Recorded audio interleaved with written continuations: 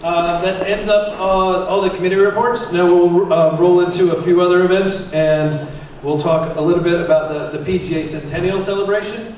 Since this is the 100th anniversary of the PGA of America, that original meeting April 10th at the Martinique Hotel downtown. It's where it all happened and started, and then the site of the first PGA Championship at Sivanoy Golf Club, which fortunately we will be going back to this fall and hosting our section championship there to celebrate the 100th anniversary of our association, the men's section and the PGA group nationally. Fortunately, we did a great job with the tournament committee, and Charlie had a great idea. Let's get as many events as we can at golf courses in the Met section that held a PGA championship. And Charlie got asked, did we get them all? I think we covered all but one club, which is pretty amazing, of all the 6 or 7 clubs in the section that hosted the PGA Championship. Some pretty cool history there. Hopefully you've gotten the book from the PGA of America by now and start reading in there a little bit about the history. It all started right here in our neighborhood and is pretty cool. The storyboards that Paul's working on will be given to each of these host clubs. A little bit of a thank you and just a little bit of reflection on history for each one of those clubs that participated with those PGA championships. We've got some other ideas in the works to celebrate the PGA, the Centennial. We're also very welcome to any suggestions that anyone has in the section, to shoot those to anyone on the board or to Jeff. We would definitely be interested in entertaining. We will be doing Pro-Am at Sivanoy in June, I believe. It's going to be the same week of July PGA Championship, kind of in conjunction with that. It'd be kind of a one-time deal, so look out for some information there. But 1 year-long celebration of the PGA and us as PGA golf professionals. So if you have any questions on what we're doing for the Centennial or what National is doing, their program will be concluding in May. I think we are the last PGA Expo spot on Golf Channel in the morning of, is that on May 10th? May 5th. May 5th we will have that spot air, and we will be the last and final section featured on that show, which has been pretty cool. No other questions about Centennial? All right, I'd like to take this opportunity to bring up our current district director from New Jersey, Mr. Dan Pasternak, to kind of address some national topics.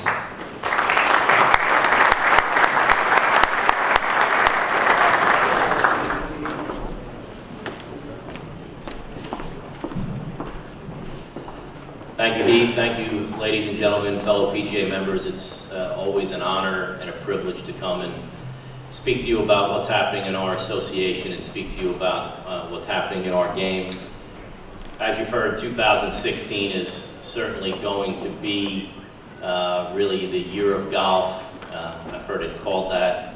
A lot of amazing things. The PGA Championship at Baltus Roll, the annual meeting right here in the Met section, the Centennial. It's the Olympics returning after 100 years. It's going to be just amazing. He touched a little bit on the Centennial celebration, which already kicked off at the PGA Merchandise Show and the demo day, highlighting the history of the PGA golf professional. There's really 3 key initiatives or takeaways that we're looking for out of this Centennial celebration. One is to enhance the employer perception of the PGA member. 2 is to elevate the perception of the PGA member to the industry and to strengthen the connectivity between the PGA golf professional and everybody out there who plays golf, but also those who don't. We talked a little bit about the launch. You heard about the section vignettes. The legacy book, if you haven't taken a look at the history of the PGA golf professional yet, I really recommend you take the time to read that book. It's terrific. And the program that I particularly like is the Thanks Pro series that I'm sure some of you have already seen. I just saw yesterday the clip with Jack Nicklaus and Jack Brown. It was wonderful to hear Jack Nicklaus talk about his teacher, but I particularly like the ones that are about that anonymous member, that person that you have impacted, that does the video for you or says thank you to you, because you are really the ones on the influencing influencing the game and growing the game, and I think it's just a great way to get the message out of what the PGA Golf Professional is doing, and I hope that the Thanks Pro campaign goes on for a long, long time. And PGA National Instruction Day, hopefully that's going to become an annual event, but the Golf Channel will showcase PGA Golf Professional's impact on instruction for an entire day. Many of you have probably seen the report from the National Golf Foundation, their annual report. If you have seen it, some of the different mediums that have picked up this story have seized on one particular aspect of it, and that's the drop in poor golfers from 24.7 million down to 24.1. But that would obfuscate the really positive numbers that we are seeing. One thing to note is that the decline is actually within the statistical margin of error, so it could be an anomaly. It could just be the way they collected the data and analyzed it. But rounds of golf were actually up last year, just about 2%. That's not tremendous growth, but in the economy that we've had since the fall of 2008, that is pretty good. Junior participation in particular is up over 500,000 juniors in the last 5 years, and that really is something and a testament to Junior League and what PGA Golf Professionals are doing out there, and a good indication of where the future of this game is going. I'm particularly grateful to our CEO, Pete Bavacqua, not just because he has a great haircut like I do, but because he was out there immediately speaking about the National Golf Foundation report and the positive things that PGA Golf Professionals are doing. He took a stand for the industry and was really the only one out there singing our praises about what's going on in the game and the positive things that are actually happening. I am proud to say and happy to say that we extended Pete Bavacqua's contract through 2021. I think that's a great thing for our association. He's a great leader and a great representative for us. 2016 will obviously be an unprecedented year for golf with the PGA Championship, the Ryder Cup, but also the Olympics returning after 100 years. I don't and I wouldn't underestimate the potential impact that the Olympics returning can have on our game. It probably won't change much here in the United States, but globally to have the game be where governments can support their golf programs, I think that you're going to see, if this continues, you're going to see this be and have a real impact on the growth of the game worldwide. The KPMG Women's PGA Championship, after a great year at Westchester, moving to Sahalee, really an effort being made to make certain that that championship is elevated to being the premier female ladies major. Sahalee, a great golf course, should be a great championship. Once again, we're partnering with KPMG for a Women's in Leadership Summit, an important part of that championship. Our long-term strategic plan was introduced about 16 months ago. The three top priorities that were identified were employment, education, and player development. So I'd like to just touch on a few changes in those areas. Jonathan Gold already mentioned the hiring of Roger Martinez, who's a PGA Golf Professional, to take over as the Senior Director of Employment. I happen to serve on that search committee. Roger Martinez is an extremely bright person with a passion for employment, and I have no doubt that he's going to be able to shepherd that department and do some really good things for us. The department is also experiencing some growth as we prioritize and start to put some money behind what are our strategic priorities. We've hired 4 new employment consultants around the country, one of whom, Jonathan Gold. I'm extremely excited to have an employment consultant dedicated just to District 2. I think that is terrific. And if many of you in the room already have a relationship with Jonathan, but if you don't, I highly recommend you do. He's not just somebody who can help you at the beginning of your career, but also the middle, or if you're looking for your retirement to transition into another role. Jonathan has a lot of resources available to him, and I think you should develop that relationship. On the education side, there is a lot of education out there for you, the PGA Golf Professional, literally hundreds of online classes that you can take through the certification program or others. One exciting new one that has been developed by company Tata, which is a global technology company with businesses in over 100, business relationships in over 150 countries. They created a business simulation, essentially a game that you can compete in. You compete in teams to influence the bottom line of a golf club and make strategic decisions. The board went through it at our, prior to the annual meeting, and it was a heck of a lot of fun, a competitive environment to sit and make changes and make decisions for your club to see how they would actually trickle down to the bottom line and the success of the facility. So if you have an opportunity to go through that, it is a really great learning tool, and it is available for both public and private sector golf, so it's a neat thing. In the youth golf space and player development, you've heard about PGA Junior League from Ben, drive, chip and putt from Stewart. Both of those programs are really doing terrific, bringing a lot of juniors to the game, a lot of exposure. Again, if you're not doing PGA Junior League, you should be. We're certainly aware of the challenges that we've had with the technology platform. We are working to try and get to a better solution with that. You know, we had some issues with the uniforms in the past and the team kits, and hopefully we're getting those ironed out as the PGA has taken over as the owner of Junior League Golf. Online tee times has been a concern to many in the room, in particular those who work at public golf courses. The PGA of America partnered with the National Golf Course Owners Association to create some guidelines for the industry that hopefully owners and operators will take a look at, that should help to control that a little bit more and to educate our members and our owners and operators about how to best use the online tee time services to your advantage. A compliance officer was hired to ensure that the companies that have signed on and said that they're going to support these guidelines do so.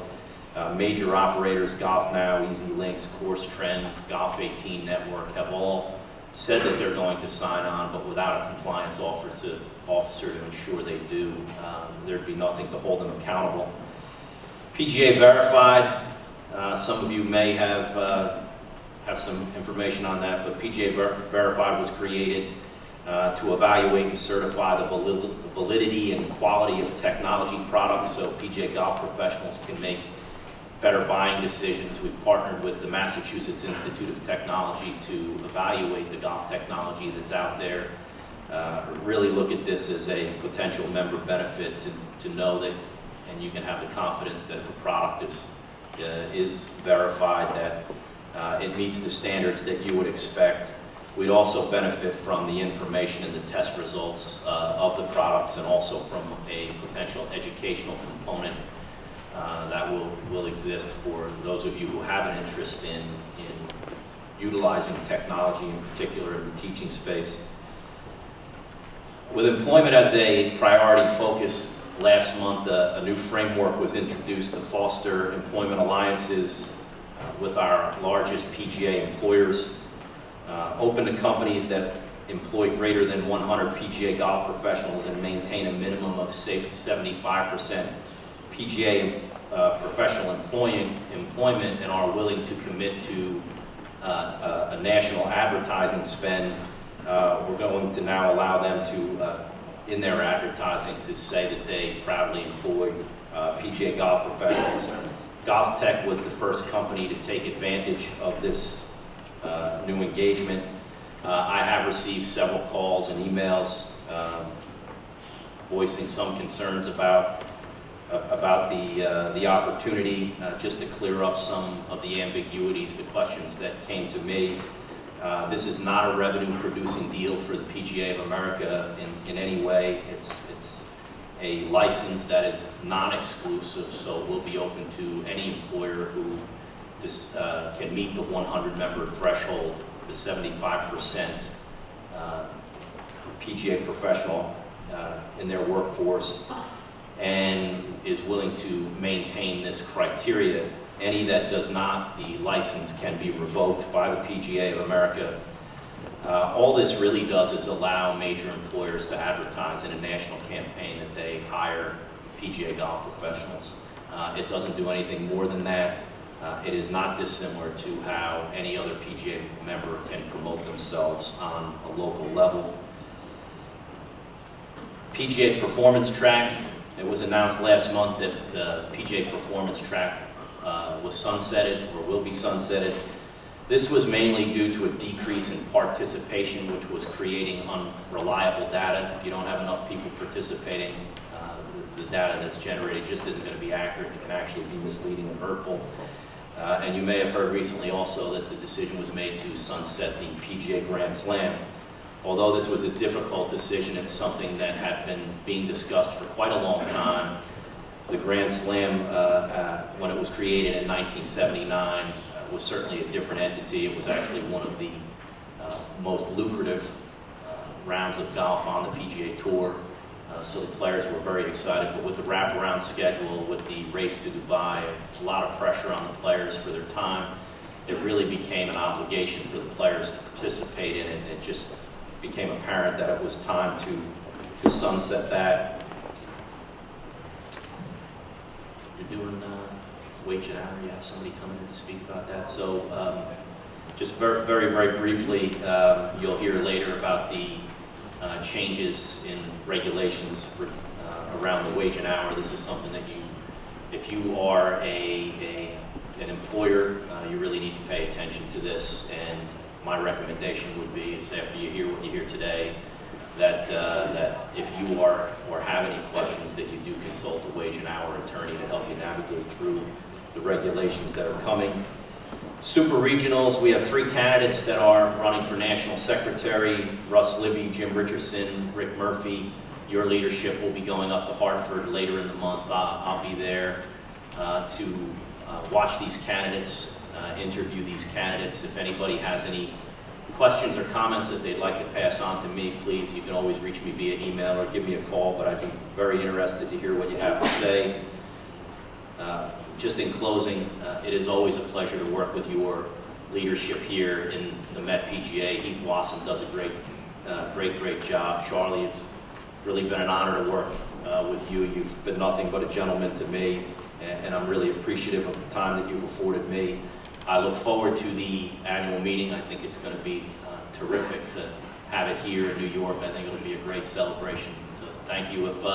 I will be staying after if anybody has any questions or comments that they'd like to make to me privately, or I'd be happy to answer questions during open forum or during open forum. Thank you.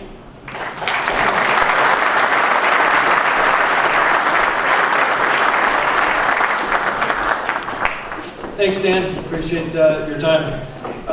As he mentioned, the wage and hour impending changes coming down from Washington, D.C. are affecting quite a few different parts of the club, whether you have employees or the club has employees and caddies. We have Jonathan Kozak from the firm of Jackson Lewis to come speak to us and give us a little bit of information how these changes will affect the golf industry.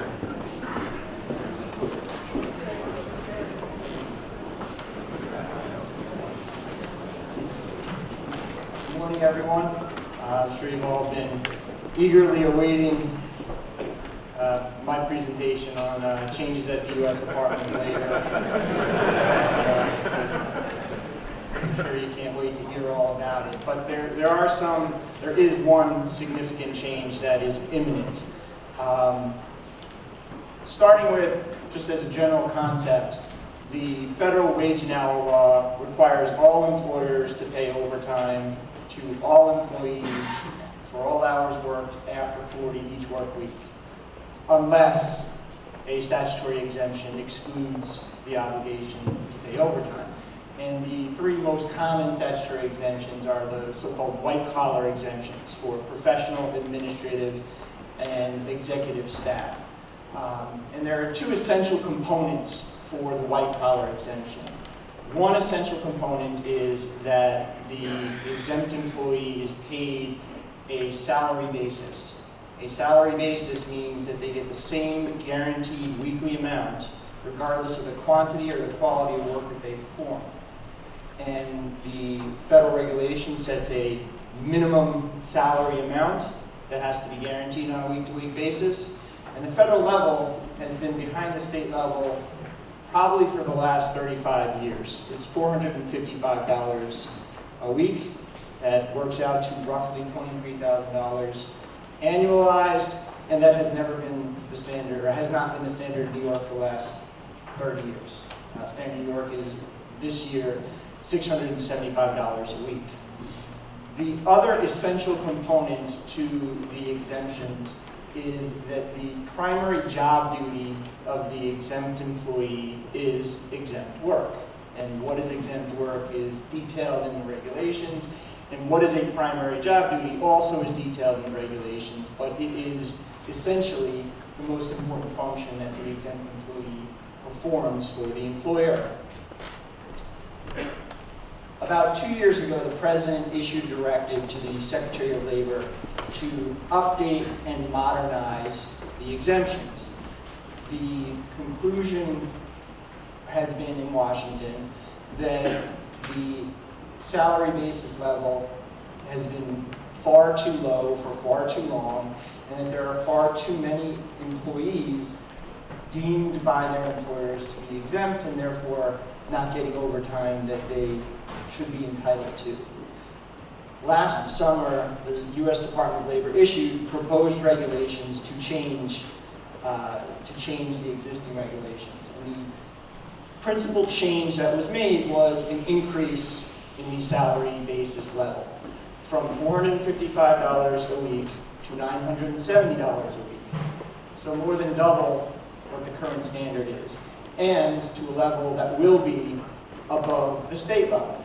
So you're going from a state minimum salary annualized of roughly $36,000 to a federal requirement minimum of roughly $50,440 on an annualized basis.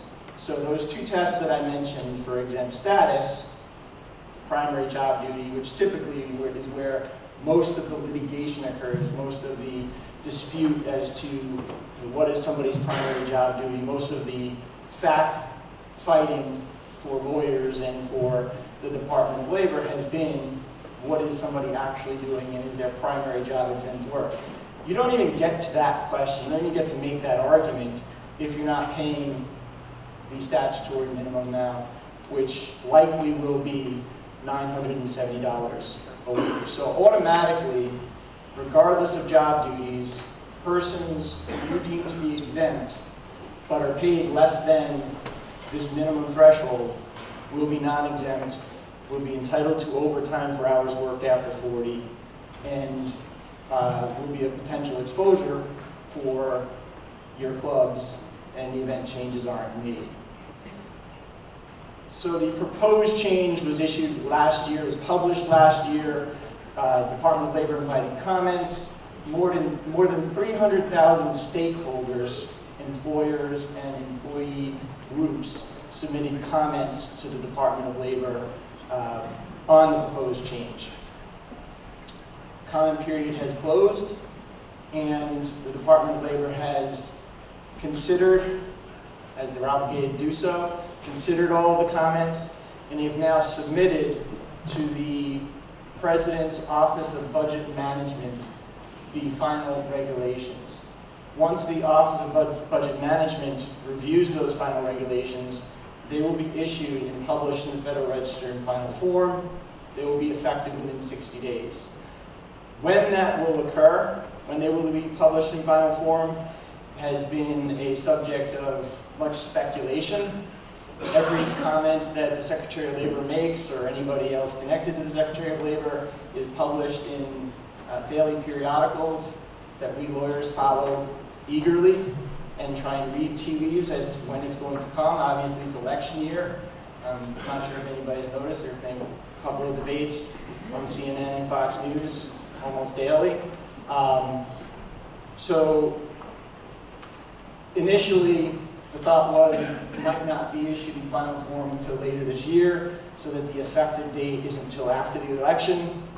More recent comments have been that it's more likely to happen sooner, potentially even before the end of this month or before the summer, when the regulations will be published in final form.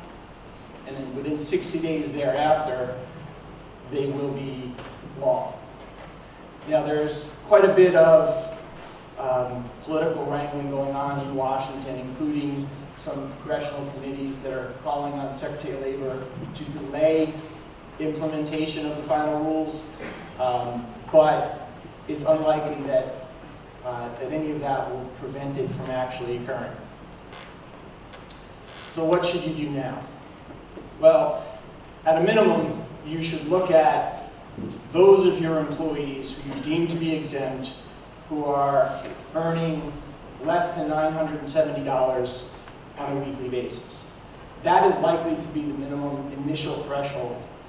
Future thresholds could change year to year because the proposed regulation ties that minimum salary level to annual Bureau of Labor Statistics data on weekly wage earners, full-time weekly wage earners year to year. So it is possible that that $970 threshold can increase or decrease, but it's going to have to be something that employers keep an eye on year to year.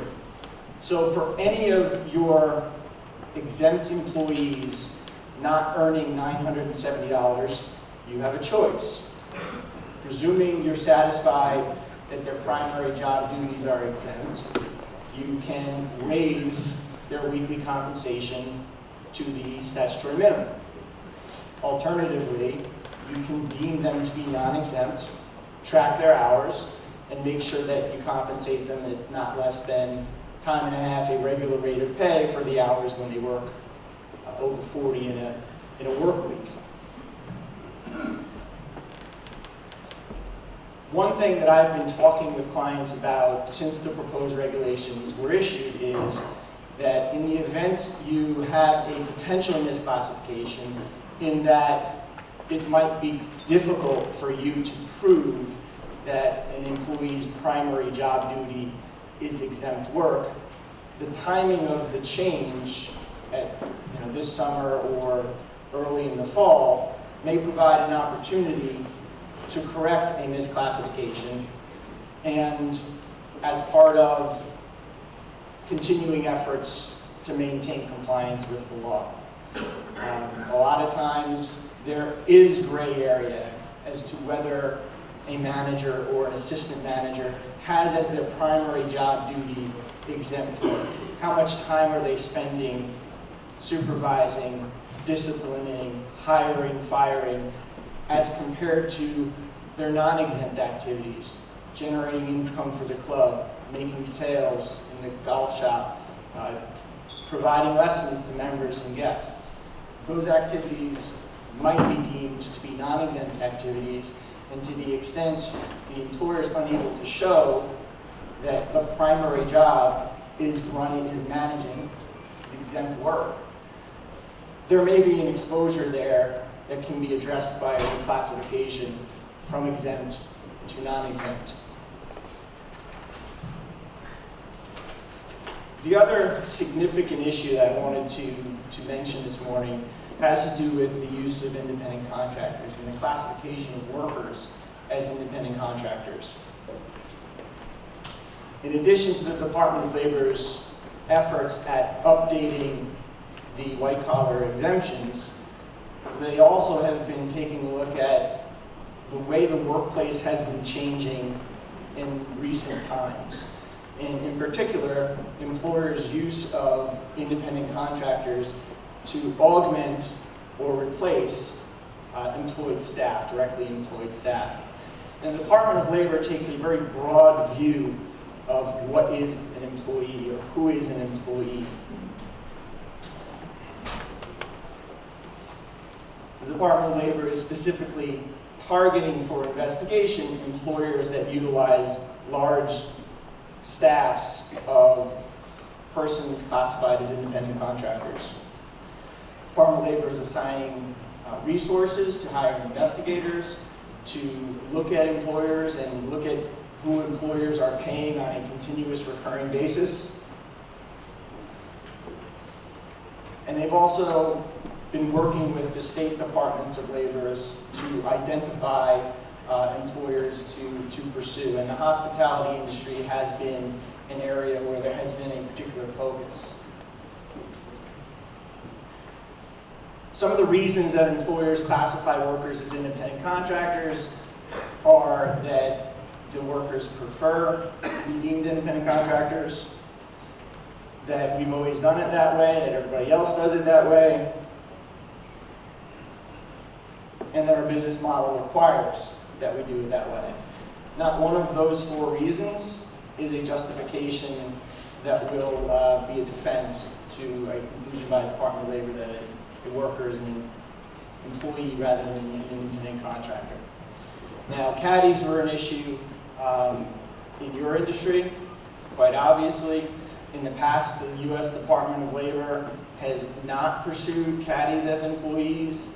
Last summer, the U.S. Department of Labor issued a memorandum on independent contractor status, reiterating the breadth of the employee test and that most workers, concluding that most workers are employees rather than independent contractors unless they're truly in business for themselves.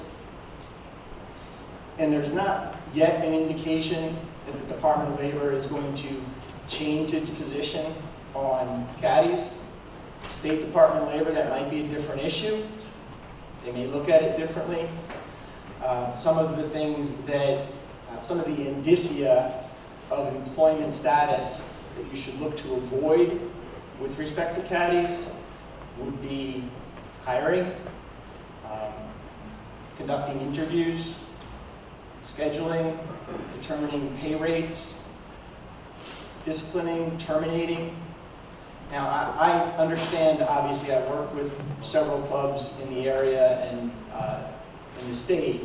I understand, of course, that those items are essentially standards that your clubs require. To the extent you can loosen the reins on the amount of control exercised over who your caddies are, whether they work at other clubs, whether they wear clothing and equipment that has club insignia on it, whether they determine rates of pay, whether a particular caddy may command, require, or deserve a different rate depending on experience and skill. Each one of those items can be part of your toolbox to eliminate or to defend against a claim that a caddy is an employee. There are several aspects. Some of the more significant issues under state law specifically exclude caddies, for example, unemployment, workers' compensation. But there is no definitive ruling that a state wage hour division of the Department of Labor or the federal Department of Labor will not at some point decide caddies should be deemed to be employees. So that's definitely an issue you want to be aware of, keep an eye on.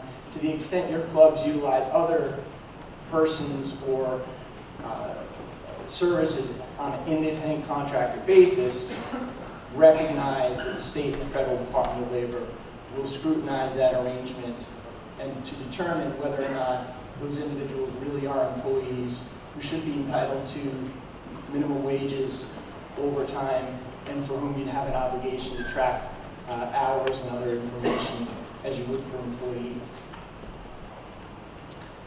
Does anybody have any questions? Sure. The 970, is that weekly? Is that also calculated yearly too? Is it down 440, is that yearly salary? Or is it based by week? Because most of us here in the room have employees that work, are not working, like say they're off for 3 months. So they might make more than the 970 for the 9 months, but they're on unemployment for 3 months. It's a weekly standard. The 5440 is an annualized rate for that weekly standard, but in the proposed regulations, it is a weekly minimum of 970. Now, an open question will be what additional guaranteed or non-discretionary income can an employer count toward that $970 threshold. And right now, the Department of Labor in the proposed regulations have opined that they should allow employers to add some amount of non-discretionary income. So, some amount of promised productivity bonuses or objectives or performance metrics will be allowed to be considered most likely, but it's going to be capped most likely. In the proposed regulations, they suggested it should be capped at 10% of whatever the weekly guarantee is. So if you have persons who are making, let's say, $500 a week, but they also earn, based on numbers of lessons or what have you, another $500, it's likely that will not satisfy the weekly standard because it will be more than 10% of the guaranteed weekly take. So it's definitely something that you're going to need to give consideration to how, whether your compensation arrangements will need to be changed, and if so, how. And there's definitely ways to convert that employee who's making, you want to pay $500 a week and you want to allow to earn whatever incentive comp or whatever fee for service comp on a weekly basis, and track those worked hours and pay overtime on it. You can certainly back into what those rates would be so that you can plan for budgeting purposes to not have a greater spend than you have in years past. But forethought is essential. The regulations, the most recent rumor, which was just the other day, was that the regs could come out before the end of April. And the soonest they would be final if they came out before the end of April would be in 60 days, and that put you right in your peak season. So it's important to give thought ahead of time. There are opportunities for employers to utilize this change, the new regulations, to clean up potential exposures where there are gray areas on classifications that you have out there. There's going to be a lot of press when the final regulations are issued. I'm sure there are not enough microphones to cover the amount of politicians who are going to want to stand in front of them and say that they're giving 5 million more Americans wages they deserve. And that's the estimate from the Department of Labor. This change is going to just on implementation, make 5 million more workers eligible for overtime. So that's going to be a substantial soundbite, a significant soundbite. I'm not sure you can answer this question. If I have an employee who's working 40 weeks and I'm paying him $1,000 a week, You're satisfying the. You're satisfying what he does for the other 12 weeks, I'm okay. Yes. Yeah. No, it's a weekly standard. Question here. Kevin, first of all, thanks for coming on such short notice. Sorry to put you in the middle. Failure to comply, will there be penalties, or will it just be a matter of if somebody's not complying with the law, with the new standards, that they will have to change immediately? There are substantial penalties. So for a misclassified worker, so an employee, let's say you're paying $800 a week instead of $970, that person's automatically non-exempt because you haven't satisfied the two essential components for exempt status. Even if they're hiring and firing and managing a department of the club, if they're not making that minimum salary threshold, then they're entitled to overtime. What that means is that employee is working more than 40 hours, you're going to take their weekly compensation, divide it by 40, and then multiply that rate, that hourly rate, by 1.5 times and pay for every overtime hour. So if you have somebody working 60 hours, who's making $800 a week, you're going to owe 20 hours for every week at time and a half, 40-hour rate. And in addition to that, you're going to pay that twice because liquidated damages are statutory and otherwise required.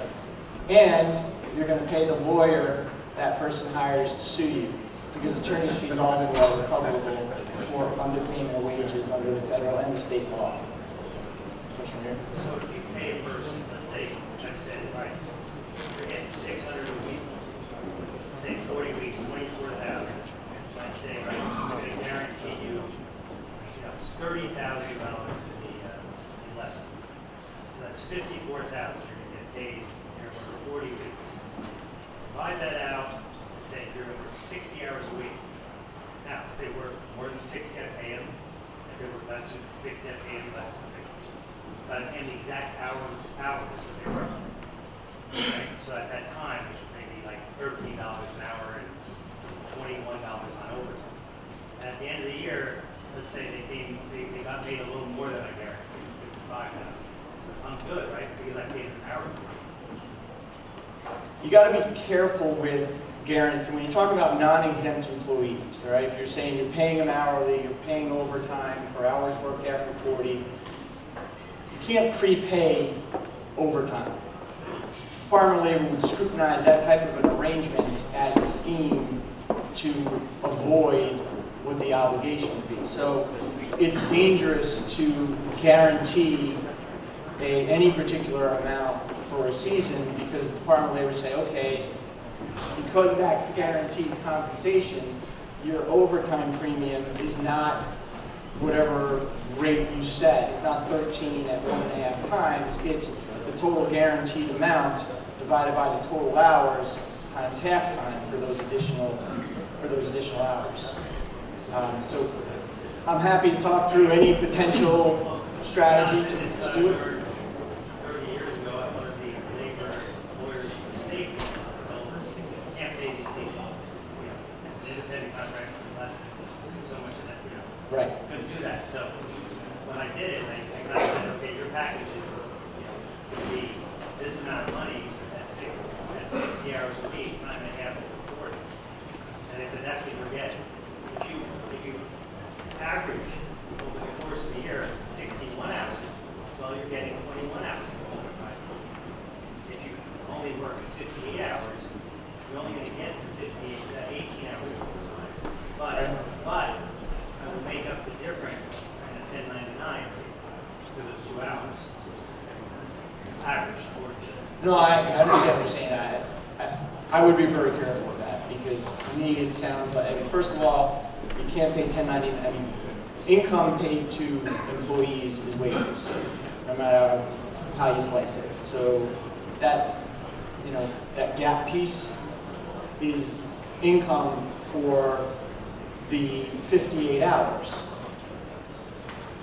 And there would be an additional overtime obligation on that automatic piece that you pay. I can do an illustration, we can do math, it actually might be easier for you and for Sure, me. when you talk to everybody in here, they said, well, they pay so much to the guy, and they pay 1099 for him at the end of the year for all his lessons. Something. That's probably quite a few people. There are wage hour issues on that in terms of whether there's additional overtime obligations. There are also, I believe, if you ask an accountant, it would be potential tax issues because payments to employees are wages, W-2 wages. Clarify, 9.7 you're talking about, is that replacing wage and hour? Is there wage and hour being replaced by 9.7 wage and hour still my way where I had professional paper assistant? I'm not sure I understand what you mean by when you say wage and hour. Wage and hour formula is more efficient, fluctuating work week, they punch in, they punch out. Okay. So if you're paying week to week, if you're paying overtime, this does not, it's not impacting. Overtime based at 0.5, not 1.5 because of the wage and hour manual that the tax team gave us years ago that we've been working on. If you're paying the fluctuating work week and you're properly applying it, there's some tricks to that too, so I wouldn't assume you are, but then you're paying overtime in some manner. This is not impacting you. This is impacting those individuals that you don't track hours for, that you pay simply a weekly wage, and you presume they're not entitled to overtime. That's what this change is going to affect. The fluctuating work week can be tricky, so I would suggest that you carefully implement that. One more question. Question on the independent contractor. Is it your opinion that, are they coming after us in a way? I mean, we're in an affluent area, clearly Washington doesn't really care. And this area of people from here actually really kind of targeting. I haven't seen anything that would signal targeting golf clubs caddies. I think certainly in the service industry and hospitality, it's attractive for the Department of Labor because the entire industry is doing things in one particular way, and pursuing an employer in an industry where they perceive widespread violations is going to have the broadest impact. So, haven't seen anything. Certainly, if we do, that would be something we would publish on our website, and we would put clients on notice, and do our best to let everybody know. At this point, what we're doing is we're talking about independent contractor issues, so that we're on employees' mind. So things are happening. Okay. I will be staying for lunch if anybody wants to talk, ask any questions.